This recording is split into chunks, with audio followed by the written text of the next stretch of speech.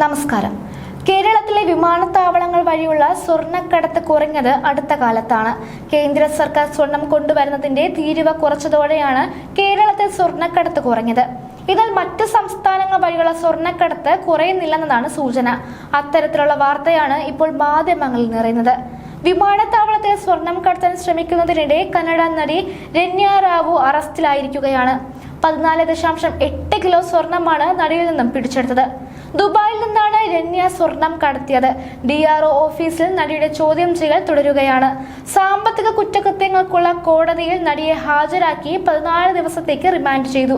Kannada cinema ലോകത്ത് വലിയ ഞെട്ടലുണ്ടാക്കിയിട്ടുണ്ട് സംഭവം. സ്വർണം കടത്തലിൽ എങ്ങനെയാണ് അറിയപ്പെടുന്ന നടി ഭാഗമായതെന്നാണ് ഏവരും ചോദിക്കുന്നത്.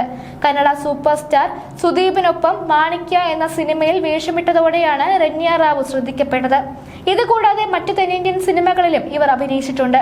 സ്വർണ്ണാഭരണങ്ങൾ അണിഞ്ഞും ശരീരത്തിൽ ഒളിപ്പിച്ചുമാണ് നടി സ്വർണം കടത്താൻ ശ്രമിച്ചത്. കർണാടകയിലെ DGP റാങ്കിലുള്ള ഉദ്യോഗസ്ഥന്റെ മകളാണ് രന്യ റാവു. കഴിഞ്ഞ 15 ദിവസത്തിനിടെ നടി 4 തവണയാണ് ദുബായ് യാത്ര നടത്തിയത്. സ്വർണ്ണക്കടത്തിന് ഉദ്യോഗസ്ഥരുടെ ആരുടെയെങ്കിലും പിന്തുണ ലഭിച്ചിരുന്നോ, അതോ കള്ളക്കടത്ത് പ്രവർത്തനത്തിന് അറിയാതെ സഹായിച്ചതാണോ എന്നും അന്വേഷിക്കുന്നുണ്ട്. വിമാനത്താവളത്തിൽ രന്യ റാവു DGPയുടെ മകളാണെന്ന് അവകാശപ്പെടുകയും വീട്ടിലേക്ക് കൊണ്ടുപോകാൻ പ്രാദേശിക പോലീസ് ഉദ്യോഗസ്ഥരെ വിളിക്കുകയുമായിരുന്നു. DGP രാമചന്ദ്ര റാവുവിന്റെ മകളാണ് രന്യ.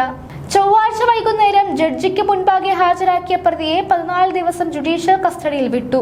രന്യ സ്വർണ്ണക്കടത്ത് റാക്കറ്റിലെ കണ്ണിയാണോ എന്ന് അന്വേഷണ സംഘം സംശയിക്കുന്നുണ്ട്. ദുബായിൽ നിന്ന് എമിറേറ്റ്സ് വിമാനത്തിൽ ബംഗളൂരുവിൽ ഇറങ്ങിയ 32-കാരിയായ രന്യയെ DRI ഉദ്യോഗസ്ഥർ തടയുകയായിരുന്നു.